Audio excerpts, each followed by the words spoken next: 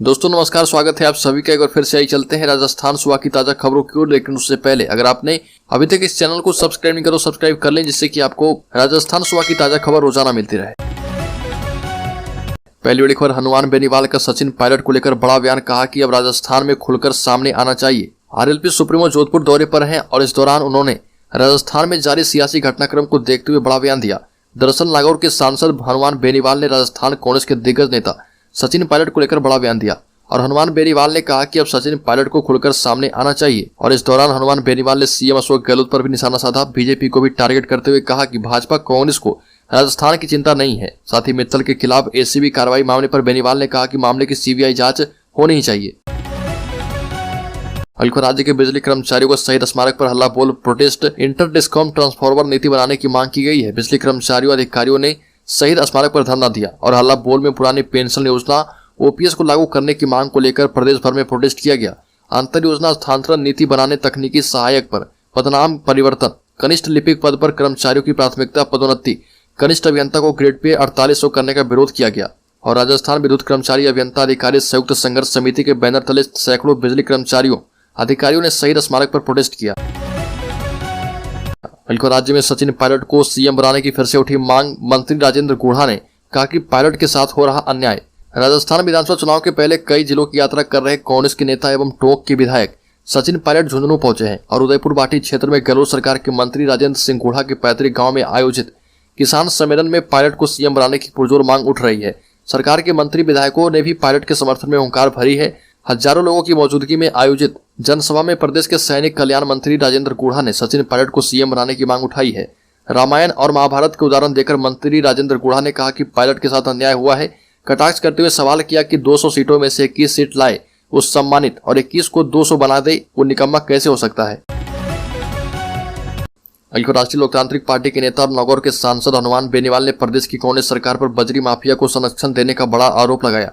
इसके साथ ही सचिन पायलट को सलाह दी कि वह सरकार के खिलाफ केवल बयानबाजी नहीं करें, अगर उनको लगता है कि कुछ गलत हो रहा तो उसके विरोध में सड़क पर उतरकर धरना दें, हमारे साथ आकर लड़ाई लड़े। और बालोतरा जाने से पहले जोधपुर आए बेनीवाल ने सर्किट हाउस में मीडिया से बात करते हुए कहा कि अशोक गहलोत फिर से मुख्यमंत्री बनना चाहते हैं, सचिन पायलट भी सीएम बनना चाहते हैं और इसलिए अब वो सीएम के खिलाफ बयानबाजी कर रहे। गुर्जर समुदाय पर बीजेपी का फोकस, पीएम मोदी आएंगे भीलवाड़ा। 2018 में नहीं बना था एक भी गुर्जर एमएलए। पीएम मोदी के 28 जनवरी को भगवान देव नारायण की जयंती के मौके पर राजस्थान आने की चर्चा है। बताया जा रहा कि पीएम भीलवाड़ा स्थित मालसरी धाम आ सकते हैं। हालांकि अभी तक उनके दौरे का कोई आधिकारिक कार्यक्रम जारी नहीं किया गया है, लेकिन पीएम के आने को लेकर गुर्जर समाज, बीजेपी संगठन और स्थानीय प्रशासन की ओर से तैयारियां शुरू कर दी गई है। वहीं चुनावी साल में पीएम मोदी का राजस्थान आना बड़ा सियासी संकेत भी माना जा रहा। राजस्थान में गुर्जर समाज पिछले चुनाव में कांग्रेस के साथ रहा है और बीजेपी अब आने वाले विधानसभा चुनाव को लेकर इस समुदाय को पार्टी से जोड़ना चाहती है। राजस्थान के अलावा उत्तर प्रदेश, मध्य प्रदेश, पंजाब, हरियाणा, हिमाचल प्रदेश, दिल्ली एवं कश्मीर में गुर्जर समुदाय बड़ा वोट बैंक है। श्रीगंगानगर में रेलवे ट्रैक के विद्युतीकरण होने के साथ ही मवेशियों एवं इंसानों की जान बचाने के लिए रेलवे अगले 6 माह में आबादी वाले क्षेत्र में ट्रैक के साथ साथ 1000 किलोमीटर की दीवारें बनाएगा। रेलवे ने देश भर में अलग अलग डीआरएम ऑफिस को इसके टारगेट एवं बजट की मंजूरी दी है। बीकानेर डिवीजन में श्रीगंगानगर एवं हनुमानगढ़ में एक दीवार बनाई जा चुकी है, जबकि बीकानेर, भिवानी, सिरसा, रतनगढ़ एवं सादुलपुर में दीवारें बनाने का काम चल रहा। राजस्थान सरकार ने अपने मंत्रियों को फील्ड में उतार दिया है। चुनावी मोड में उतरी सरकार के 2 दिवसीय चिंतन शिविर के बाद मंत्रियों को फील्ड में उतार दिया गया है। बजट सत्र से ठीक पहले सरकार ने सभी मंत्रियों को जिलों में भेजने का निर्णय किया है, जहां 2 दिनों तक मंत्री लोगों से मिलेंगे, फिर कलेक्टर, एसपी के साथ जिला स्तरीय मीटिंग भी करेंगे। बजट पेश करने से पहले सरकार को मंत्रियों के जरिए मिलने वाला फीडबैक महत्वपूर्ण माना जा रहा और संगठन में ब्लॉक अध्यक्षों की नियुक्ति के तत्काल बाद सरकार ने 2 दिन का चिंतन शिविर और बुला लिया है। कोटा में बीजेपी के प्रदेश महामंत्री एवं राज्य गंजमड़ी से विधायक मदन दिलावर ने किसानों को बिजली नहीं मिलने पर कांग्रेस सरकार पर निशाना साधा। विधायक दिलावर ने वीडियो बयान जारी कर कहा कि शासन में अंधा पीसे कुत्ता खावे वाली बात हो रही है। किसान भरी ठंड में रात को बिजली के इंतजार में बैठे हैं, लेकिन उन्हें समय पर बिजली नहीं मिल रही और इसके चलते फसल बर्बाद होने की कगार पर है। दिलावर ने कहा कि सरकार ने कहा था कि किसानों को दिन में 6 घंटे बिजली देंगे ताकि किसानों को ठंड में रात को पानी करने नहीं जाना पड़े, लेकिन आज ये बातें झूठी साबित हुई है। जयपुर में वेतन विसंगति से परेशान जेल कर्मियों ने देर रात मुख्यमंत्री से संवाद करके अपना प्रोटेस्ट खत्म कर दिया है और जेल प्रहरी मैस में भोजन खाना शुरू करेंगे। सीएम ने जेल प्रहरियों के प्रतिनिधिमंडल को जल्द ही उनकी मांगों पर सकारात्मक विचार करने के लिए आश्वासन दिया है। साथ ही मुख्यमंत्री ने कहा कि वह बजट के दौरान अगले माह जेल कर्मियों को जरूर खुश कर देंगे। इन सकारात्मक बातचीत के बाद 7 दिन से चल रही भूख हड़ताल समाप्त हो चुकी है।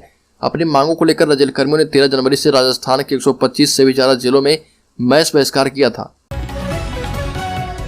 अलीगढ़ प्रतापगढ़ में विश्व हिंदू परिषद और बजरंग दल के नेताओं ने हिंदू नेताओं पर हमले के विरोध में राष्ट्रपति के नाम जिला कलेक्टर को ज्ञापन सौंपा है। ज्ञापन में बताया कि देश में जिहादी तत्व घृणा और आतंक का वातावरण निर्माण कर रहे और कभी सरतन से जुड़ा गैंग सक्रिय होता है तो कभी लव जिहाद या जिहाद के अन्य प्रकारों से हिंदू समाज को आतंकित करने का षड्यंत्र किया जा रहा। समाज विशेष एवं उनके कार्यकर्ताओं और नेताओं पर हमले कर उनकी हत्या करने की कई घटनाएं सामने आई है। अलीगढ़ राजस्थान में होने जा रहे यूथ कांग्रेस चुनाव में फिर से 2 खेमे के बीच लड़ाई देखने को मिलेगी। यूथ कांग्रेस चुनाव में नामांकन भरने के बाद नेताओं की स्थितियां साफ हो गई है। यूथ कांग्रेस प्रदेश अध्यक्ष के लिए 29 नेताओं ने नामांकन दाखिल किया है। हालांकि इनमें 14 ऐसे हैं जो कांग्रेस की 2 दिन पहले जारी की गई सूची में नहीं थे। छंटनी के दौरान इनका फॉर्म रिजेक्ट होने की संभावना है। अलीगढ़ राजस्थान में 48,000 पदों पर निकली टीचर्स की भर्तियां। राजस्थान कर्मचारी चयन बोर्ड के द्वारा शिक्षा विभाग में 48,000 पदों पर शिक्षक की भर्ती की जाएगी और इसके लिए उम्मीदवार 19 जनवरी तक राजस्थान कर्मचारी चयन बोर्ड की साइट पर जाकर ऑनलाइन आवेदन कर सकते हैं। इसके बाद 25 से 28 फरवरी तक भर्ती परीक्षा का आयोजन किया जाएगा, जिसमें रीट पास कर चुके उम्मीदवार आवेदन कर पाएंगे। शिक्षकों की भर्ती पंचायती राज अधिनियम के तहत की जा रही है और इसलिए इस भर्ती में 40% अंकों की अनिवार्यता लागू नहीं होगी। वहीं परीक्षा के बाद कट ऑफ यानी राज्य स्तरीय मेरिट के आधार पर अभ्यर्थियों का सिलेक्शन किया जाएगा।